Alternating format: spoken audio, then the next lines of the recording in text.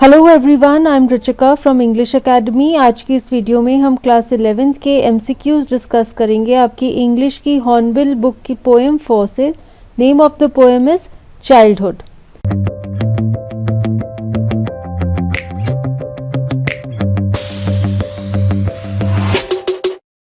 So I have compiled 20 important MCQs from this poem and you all know the pattern. I give you a question with 4 options and after 10 seconds is over I discuss the correct answer with you और आप इन 10 seconds में अपने guesses लिख सकते हैं live chat में. Before starting the session I have a request. Please subscribe to English Academy by hitting on the bell icon below this video so that you get notifications regarding the next uploads on our channel and also follow English Academy on social media platforms. We are present on Facebook, Instagram, Twitter और YouTube पे तो आप हमें follow कर ही रहे हैं, तो इन सब प्लेटफॉर्म्स पर भी आप हमें फॉलो कीजिए और अपनी पढ़ाई और इंग्लिश से रिलेटेड इंटरेस्टिंग बातचीत के लिए तैयार रहिए। अब हम अपना क्विज शुरू करते हैं। Question number 1, what is the poem childhood about? Option A, poet's lost childhood. Option B, childhood of every person. Option C, childhood of poet's child. Option D, poet's father's childhood. Your 10 seconds begin now. तो ये जो poem है childhood, ये किस चीज़ के बारे में है? You have to select the best option out of the given choices. Answer to this is option A, poet's lost childhood. Poet इस पोएम में अपने गुम हुए बचपन के बारे में बात कर रहे हैं। Question number 2, after what age did the poet realize that he had lost his childhood? Option A 12, option B 11, option C 10, option D 13। Time has started. कितनी एज के बाद पोएट को ये रियलाइजेशन हुई कि उन्होंने अपना बचपन गंवा दिया है? The answer is option B 11। उन्होंने कहा that was it the day I cease to be 11, यानी कि जिस दिन मैं 11 ईयर्स से बड़ा हुआ, क्या उस दिन मेरा चाइल्डहुड गुम गया? Question number 3, what could the poet not find in the geography book? Option A, hell and heaven. Option B, end of the sky. Option C, island. Option D, country. Time has started. इनमें से कौन सी चीज़ poet को geography की किताब में नहीं मिली और जब उन्हें इस चीज़ की रियलाइजेशन हुई तब उन्हें लगता है कि शायद वो बड़े हो गए? आंसर इज ऑप्शन ए, जब उन्हें ये रियलाइज हुआ कि हेल एंड हेवन ज्योग्राफी की बुक में नहीं मिलता। Question number 4, what did the poet find out about hell and heaven? Option A, they could be found in geography books. Option B, they were imaginary places. Option C, they were in America. Option D, they were in India. Time has started. Poet क्या कहते हैं, उन्होंने क्या चीज़ realize की hello and heaven के बारे में?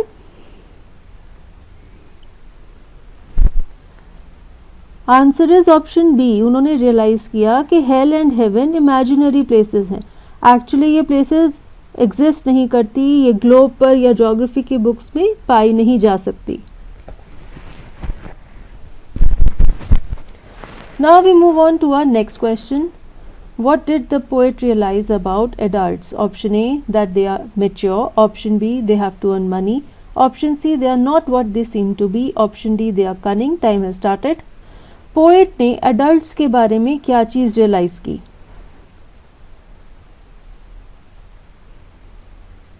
आंसर इज ऑप्शन सी, उन्होंने रियलाइज किया कि adults are not what they seem to be, यानी कि जैसा वो शो करते हैं सच में वो वैसे नहीं होते। Question number 6, why are the adults not what they seem to be? Option A, they talk and preach of love but do not act so. Option B, they are very shrewd. Option C, they are selfish. Option D, they are lazy. Time has started. Poet के हिसाब से ऐसा क्यों है कि adults वैसे नहीं हैं जैसा वो शो करते हैं या जैसा लगता है कि वो हैं? इसका आंसर है ऑप्शन ए, क्योंकि वो बात और प्रीच तो करते हैं लव, लेकिन वो ऐसा एक्ट नहीं करते, यानी कि वो किसी के साथ प्यार से बिहेव नहीं करते। वो शिक्षा तो देते हैं कि हाँ सबके साथ प्यार से बात करो, सबके साथ प्यार करो, लेकिन एक्चुअली वो खुद ऐसा नहीं करते। इसीलिए पोएट को लगता है that adults are not what they seem to be. Question number 7, what did the poet realize about his mind when he lost his childhood? Option A, that he can use it in whichever way he wants. Option B, that he is very intelligent. Option C, that he is dumb. Option D, that he cannot use it in whichever way he wants. Time has started. Poet अपने mind के बारे में क्या realise करते हैं? जब उनका childhood उनसे खो गया तो तो ऐसी क्या चीज़ उनको रियलाइज़ होती है अपने दिमाग के बारे में? आंसर इज ऑप्शन ए। उन्हें रियलाइज़ होता है कि वो अपने दिमाग को किसी भी तरीके में यूज़ कर सकते हैं जैसा वो चाहते हैं। ये फ्रीडम की रियलाइजेशन हुई उन्हें जब उन्हें अपना चाइल्डहुड लूज़ कर दिया। Question number 8, what did the poet conclude about his lost childhood at the end of the poem? Option A, it went to another dimension. Option B, it went to some forgotten place. Option C, it moved away with time. Option D, it shifted to his younger sibling. Time has started. Poem के end में poet अपने बचपन के बारे में क्या conclusion देते हैं कि उनका बचपन फाइनली कहाँ चला गया है? इसका आंसर है ऑप्शन बी। वो कहते हैं it has gone to some forgotten place. कोई ऐसी जगह पर जाकर वो गुम हो गया है जिसके बारे में उन्हें पता ही नहीं।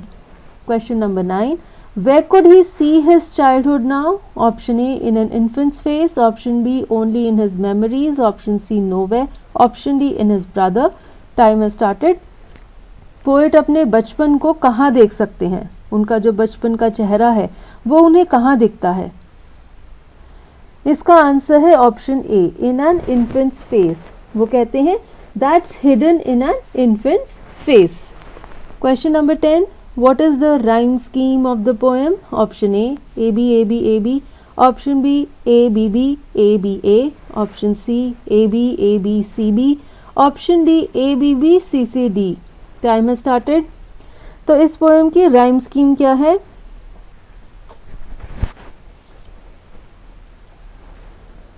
The answer to this is option D, ABB CCD. This is the rhyme scheme of this poem. Question number 11, who is the poet of the poem? Option A, Shirley Tolson. Option B, Walt Whitman. Option C, Marcus Nathan. Option D, Naipaul. Time has started. Childhood poem के poet कौन है? सो आपको सारे poems, सारे lessons के poets और authors के नाम पता होने चाहिए। इसका आंसर है option C, Marcus Nathan. Now we move to question number 12, what is the meaning of the word seized? Seized word का मीनिंग क्या है? Option A, starting of something. Option B, come to an end. Option C, in the middle. Option D, to chase something. Time has started. You have to select the best option that can be the meaning of seized. Very easy, I think all of you can get it right. इसका answer है option B, ceased means to come to an end. We move to question number 13. What is the opposite of the word hidden? Option A, open. Option B, closed. Option C, partial. Option D, exposed. Time has started. Hidden means छुपा हुआ। अब उसका opposite meaning वाला कौन सा word है जो आपको लगता है कि most suitable है? इसका आंसर है option D, exposed is the best word that is the opposite of hidden. Question number 14. According to the poet, adults are dash. Option A, hypocrites. Option B, smart. Option C, lovable. Option D, intelligent and cunning. Time has started. तो poet ये कहते हैं adults के बारे में that they are not what they seem to be. तो उसके लिए आप कौन सा वर्ड यूज़ कर सकते हैं कि adults क्या हैं? आंसर है option A, they are hypocrites. Question number 15. What did the poet sense about himself when he realized he could use his own mind the way he wants? Option A, he sensed that he is as intelligent as his friends. Option B, he sensed his own individuality and a separate personality. Option C, he sensed that he is very smart. Option D, he sensed that he could use his mind in creative work. Time has started. जब poet ने ये realise किया कि उनके पास एक दिमाग है जिसे वो अपने तरीके से यूज़ कर सकते हैं, तो इससे उन्हें क्या चीज़ के बारे में पता लगा? आंसर होगा ऑप्शन बी। उन्हें पता लगा कि वो एक इंडिविजुअल हैं, उनकी एक अलग पर्सनैलिटी है। Question number 16. What refrain literary device is used in the poem? Option A, when did my childhood go? Option B, hell and heaven. Option C, could not be found in geography. Option D, that's all I know. Time has started. Refrain is the repetition of a line or a sentence. तो इस poem में इनमें से कौन सी line, कौन सा sentence repeat हो रहा है बार बार? Answer is option A, when did my childhood go. So this is the device of refrain. इसे यूज़ किया जाता है टू ले एम्फोसिस। पोएट इस चीज़ पर एम्फोसाइज करना चाहते हैं कि उनका बचपन कब चला गया, इसलिए वो हर स्टैंजा की स्टार्टिंग में यही लाइन रिपीट कर रहे हैं। Question number 17. Antithesis is where two opposite words are used together in a sentence in a poem. Where did the poet use it? Option A, infant's face. Option B, forgotten place. Option C, hell and heaven. Option D, preach to love. Time has started. हमें बताना है इन चारों में से antithesis वाला device कहाँ पर use हुआ है. Very easy question. Answer is option C, hell and heaven. Hell is नर्क and heaven is स्वर्ग. दोनों ऑपोजिट्स हैं, तो ये एक एंटीथीसिस है. ये डिवाइस यूज हुआ है पोएम में. Question number 18. Which of these is not one of the options where the poet thinks that his childhood has gone? Option A, the time when he ceased to be 12. Option B, the time when he realized that hell and heaven could not be found in geography. Option C, the time when he realized that adults were hypocrites. Option D, none of the above. Time has started. इनमें से कौन सी एक ऐसी option है जब poet का बचपन जो वो सोचते हैं कि उनसे दूर हो गया, वो एक नहीं है ऑप्शन. मीन्स ऐसा उन्होंने नहीं सोचा. इसका आंसर है option A, the time when he cease to be 12. Actually वो कहते हैं the time when he cease to be 11, maybe that was the time when he lost his childhood. So 12 written here is wrong. That is why our answer is option A. Question number 19. Which poetic device has been used in the following line? Was it when I found my mind was really mine? तो इस line में कौन सा poetic device use हुआ है? Option A alliteration, option B simile, option C metaphor, option D personification. Time has started. So you have to identify the device that has been used in this line.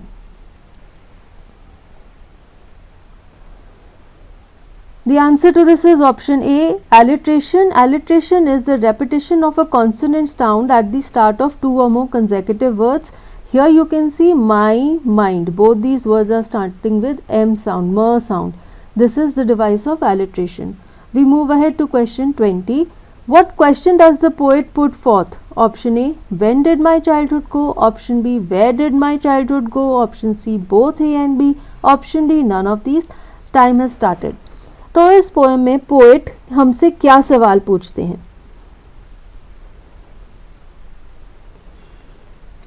The answer to this is option C, both A and B. वो ये भी कहते हैं when did my childhood go? वो ये भी कहते हैं where did my childhood go? So both are correct. That is why answer will be both A and B. And students, with this we come to an end of this session of MCQs where we covered 20 important questions from the poem Childhood. I hope you liked this session. If you liked it, please hit the like button and share this video with your friends, and also subscribe to English Academy so that you get notifications regarding the next upload. And with this is Ruchika signing off. Till we meet next, take care and goodbye.